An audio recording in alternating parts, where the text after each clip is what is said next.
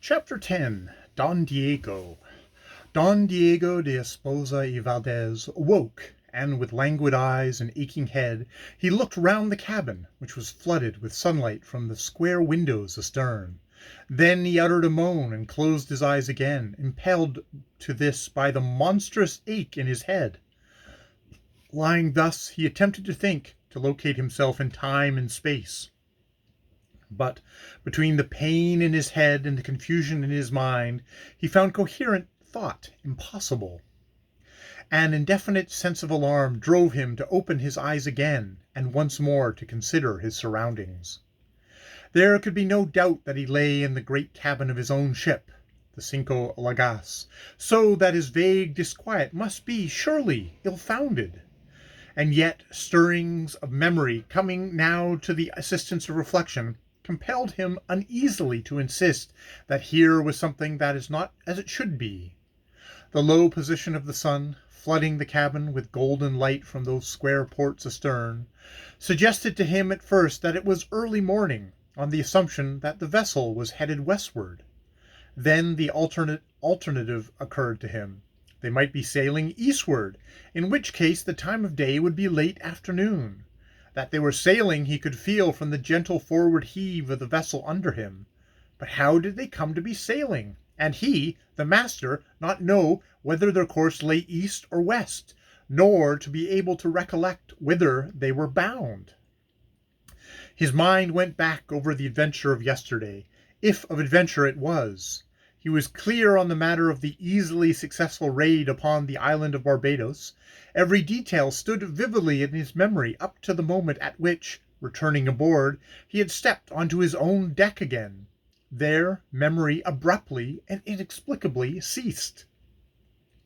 He was beginning to torture his mind with conjecture when the door opened, and to Don Diego's increasing mystification, he beheld his best suit of clothes step into the cabin.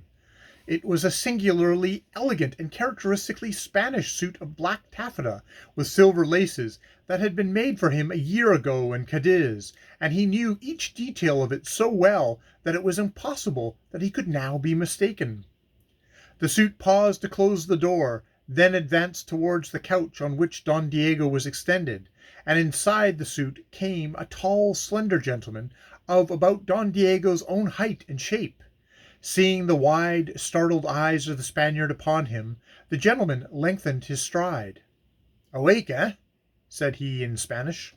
The recumbent man looked up bewildered into a pair of light blue eyes that regarded him out of a tawny, sardonic face set in a cluster of black ringlets. But he was too bewildered to make any answer. The stranger's fingers touched the top of Don Diego's head, whereupon Don Diego winced and cried out in pain. "Tender, eh?" said the stranger.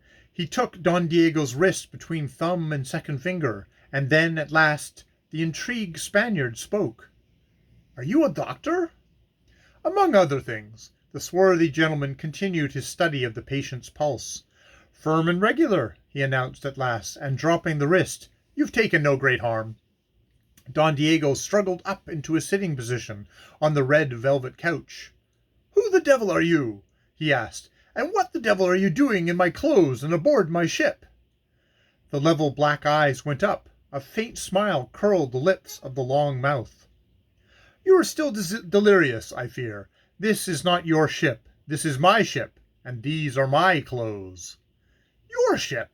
quoth the other. Aghast, and still more aghast, he added, "Your clothes?"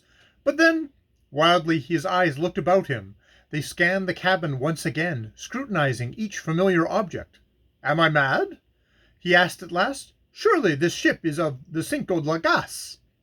"The Cinco Llagas it is." "Then—" The Spaniard broke off. His glance grew still more troubled. "Valga mi Dios!" he cried out, like a man in anguish. "Will you tell me also that you are Don Diego de Espinosa?" "Oh, no, my name is Blood, Captain Peter Blood. This ship, like this handsome suit of clothes, is mine by right of conquest, just as you, Don Diego, are my prisoner." Startling as was the explanation, Yet it proved soothing to Don Diego, being so much less startling than the things he was beginning to imagine. But are you not Spanish, then? You flatter my Castilian accent. I have the honor to be Irish. You were thinking that a miracle had happened. So it has, a miracle wrought by my genius, which is considerable. Succinctly now, Captain Blood dispelled the mystery by a relation of the facts. It was a narrative that painted red and white by turns the Spaniard's countenance. He put a hand to the back of his head, and there discovered, in confirmation of the story, a lump as large as a pigeon's egg. Lastly he stared wild-eyed at the sardonic Captain Blood. "And my son? What of my son?" he cried out. "He was in the boat that brought me aboard." "Your son is safe, and he and the boat's crew, together with your gunner and his men, are snugly in irons under the hatch." Don Diego sank back on the couch, his glittering dark eyes fixed upon the tawny face above him. He composed himself. After all, he possessed the stoicism proper to his desperate trade. The dice had fallen against him in this venture. The tables been turned upon him in the very moment of success. He accepted the situation with the fortitude of a fatalist. With the utmost calm he inquired, "And now, Senor Captain?" "And now," said Captain Blood, to give him the title he had assumed, being a humane man, "I am sorry to find that you're not dead. I'm sorry to find that you're not dead from the tap we gave you, for it means that you'll be put to the trouble of dying all over again." "Ah!" Don Diego drew a deep breath. "But is that necessary?"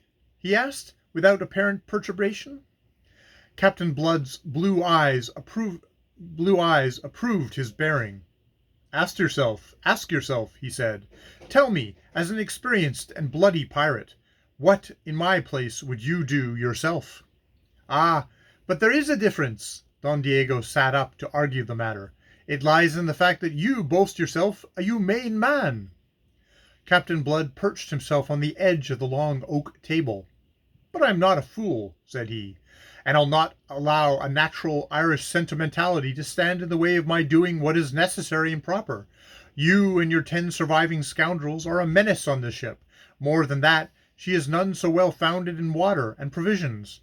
True, we are fortunately a small number, but you and your party inconveniently increase it, so that on every hand, you see, prudence suggests to us that we should deny ourselves the pleasure of your company, and steeling our soft hearts to the inevitable, invite you to be so obliging as to step over the side." "I see," said the Spaniard pensively. He swung his legs from the couch, and sat now upon the edge of it, his elbows on his knees. He had taken the measure of his man, and met him with a mock urbanity and a suave detachment that matched his own. "I confess," he admitted, "that there is much force in what you say." "You take a load from my mind," said Captain Blood. "I would not appear unnecessarily harsh, especially since I and my friends owe you so very much, for whatever it may have been to others, to us your raid upon Barbados was most opportune. I am glad, therefore, that you agree that I have no choice." "But, my friend, I did not agree so much. If there is an alternative that you can suggest, I shall be most happy to consider it." Don Diego stroked his pointed black beard. "Can you give me until morning for reflection? My head aches so damnably that I am incapable of thought, and this, you will admit, is a matter that asks serious thought." Captain Blood stood up. From a shelf he took a half-hour glass, reversed it so that the bulb containing the red sand was uppermost, and stood it on the table. "I'm sorry to press you in such a matter, Don Diego, but one glass is all that I can give you. If by the time those sands have run out you can propose no acceptable alternative, I shall most reluctantly be driven to ask you to go over the side with your friends." Captain Blood bowed and went out and locked the door. Elbows on his knees and face in his hands, Don Diego sat watching the rusty sands as they filtered from the upper to the lower bulb. And what time he watched, the lines in his lean brown face grew deeper. Punctually, as the last grains ran out, the door reopened. The Spaniard sighed and sat upright to face the returning Captain Blood with an answer for which he came. "I have thought of an alternative, Sir Captain, but it depends upon your charity. It is that you put us ashore on one of the islands of this pestilent archipelago, and leave us to shift for ourselves." Captain Blood pursed his lips. "It has its difficulties," he said slowly. "I feared it would be so." Don Diego sighed again and stood up. "Let us say no more." The light blue eyes played over him like points of steel.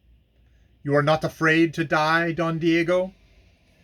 The Spaniard threw back his head, a frown between his eyes. "The question is offensive, sir." "Then let me put it another way. Perhaps more happily. Do you not desire to live?" "Ah, that I can answer. I do desire to live, and even more I desire that my son may live. But the desire shall not make a coward of me for your amusement, master mocker." It was the first sign that he had shown of at least heat or resentment. Captain Blood did not directly answer. As before, he perched himself on the corner of the table. "Would you be willing, sir, to earn life and liberty for yourself, your son, and the other Spaniards who are on board?" "To earn it?" said Don Diego, and the watchful blue eyes did not miss the quiver that ran through him. "To earn it, you say? Why, if the service you would propose is one that cannot hurt my honor—" "Could I be guilty of that?" protested the captain. "I realize that even a pirate has his honor." And forthwith he propounded his offer. "If you will look from those windows, Don Diego, you will see what appears to be a cloud on the horizon. That is the island of Barbados, well astern. All day we have been sailing east before the wind, but with one intent, to set as great a distance between Barbados and ourselves as possible. But now, almost out of sight of land, we are in a difficulty. The only man among us schooled in the art of navigation is fevered, delirious, in fact, as a result of certain ill treatment he received ashore before we carried him away with us. I can handle a ship in action, and there are one or two men aboard who can assist me. But of the higher mysteries of seamanship and the art of finding our way over the trackless wastes of ocean, we know nothing. To hug the land and go blundering about what you so aptly call this pestilent archipelago is for us to court disaster, as you can perhaps conceive. And so it comes to this. We desire to make for the Dutch settlement of Curaçao as straightly as possible. Will you pledge me your honor, if I release you upon parole, that you will navigate us thither? If so, we will release you and your surviving men upon arrival there." Don Diego bowed his head upon his breast, and strode away in thought to the stern windows. There he stood, looking out upon the sunlit sea and the dead water in the great ship's wake. His ship, which these English dogs had wrested from him, his ship, which he was asked to bring safely into a port where she would be completely lost to him, and refitted, perhaps, to make war upon his kin. That was in one scale. In the other were the lives of 16 men. 14 of them mattered little to him, but the remaining 2 were his own and his son's. He turned at length, and his back being to the light, the captain could not see how pale his face had grown. "I accept," he said. End of chapter 10.